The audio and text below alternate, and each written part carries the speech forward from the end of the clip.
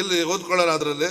ಆದರೆ ಕ್ರಿಸ್ತನು ನಿಮ್ಮಲ್ಲಿದ್ದರೆ ದೇಹವು ಪಾಪದ ದೆಸೆಯಿಂದ ಸತ್ತದ್ದಾಗಿದ್ದರೂ, ಕ್ರಿಸ್ತನು ನಿಮ್ಮಲ್ಲಿ ಇದ್ದರೆ ದೇಹವು ಪಾಪದ ದೆಸೆಯಿಂದ ಏನಾಗಿದೆ ಅಂತೆ? ಸತ್ತದ್ದಾಗಿದ್ದರು. ಆತ್ಮವು ಈಗ ನೋಡಿ, ನಿಮ್ಮ ಶರೀರವು ಪಾಪದ ದೆಸೆಯಿಂದ ಏನಾಗಿದೆ? ಅದು ಸತ್ತದ್ದಾಗಿದೆ. ಗಮನ ಕೇಳಿ, ಪಾಪದ ದೆಸೆಯಿಂದ ಏನಾಗಿದೆ? ಈ ಶರೀರವು ಸತ್ತದ್ದಾಗಿದೆ.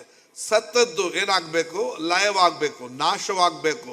ಅದಕ್ಕೆ ಈ ಶರೀರವು ಇನ್ನೂ ನಾಶವಾಗಿದ್ರೂ ಸಹ, ಯಾಕಂದ್ರೆ ಪಾಪ ಎಲ್ಲಿ ವಾಸವಾಗಿದೆ?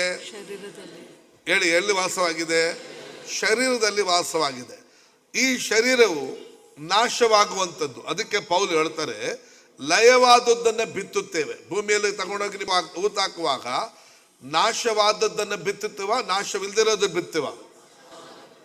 ಯಾಕಂದ್ರೆ ಈ ಶರೀರದಲ್ಲಿ ಆದಾಮನಿಂದ ಇವತ್ತುವರೆಗೂ ಪಾಪ ವಾಸವಾಗಿದೆ. ಒಳಗಿನ ಮನುಷ್ಯ 100ಕ್ಕೆ 100 ಕ್ರಿಸ್ತನಲ್ಲಿ ಪರಿಪೂರ್ಣಗೊಂಡಿದೆ, ಪರಿಪೂರ್ಣವಾಗಿದೆ. ಅದು ಪರ್ಫೆಕ್ಟ್. ಯೇಸು ಕ್ರಿಸ್ತನ ಹಾಗೆ ಇದೆ.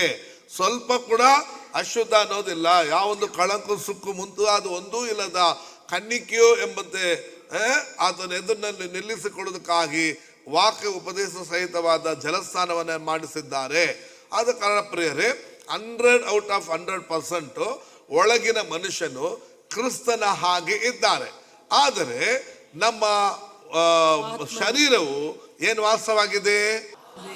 ಪಾಪವು ವಾಸವಾಗಿದೆ. ಒಂದಕ್ಕೊಂದು ಏನ್ ಮಾಡ್ತದೆ?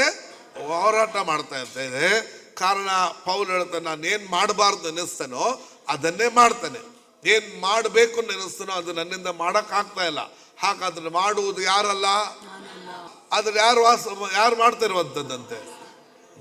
ಯಾರು ಮಾಡುವಂಥದ್ದು? ನನ್ನಲ್ಲಿ ವಾಸ ಮಾಡುವ ಪಾಪ ಹಾಗೆ ಮಾಡಿಸ್ತದೆ. ಪಾಪ ಎಲ್ಲಿ ವಾಸವಾಗಿದೆ? ನೋಡ್ದಾ? ಹಾಗಾದ್ರೆ ಶರೀರದಲ್ಲಿ ಪಾಪ ವಾಸವಾಗುತ್ತದ. ಪಾಪದ ಇದಕ್ಕೆ ಏನಾಗಿದೆ ಅಂತ? ಸತ್ತದಾಗಿದ್ರು.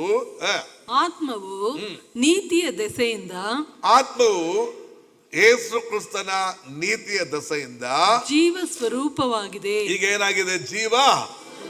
ಈಗ ನಿಮ್ಮ ಆತ್ಮವು ಜೀವ ಸ್ವರೂಪವಾಗಿದೆ, ಹೊಸ ಸೃಷ್ಟಿಯಾಗಿದೆ, ಪರಿಶುದ್ಧವಾಗಿರುವುದಕ್ಕೆ ಕಾರಣ ಯಾರು?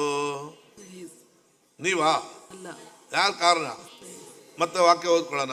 ಆದರೆ ಕ್ರಿಸ್ತನು ನಿಮ್ಮಲ್ಲಿದ್ದರೆ. ಯಾರು ಇದ್ದಾರೆ? ಆಗ ಕ್ರಿಸ್ತನು ನಿಮ್ಮಲ್ಲಿ ಇದ್ದರೆ, ಈಗ ನಿಮ್ಮಲ್ಲಿ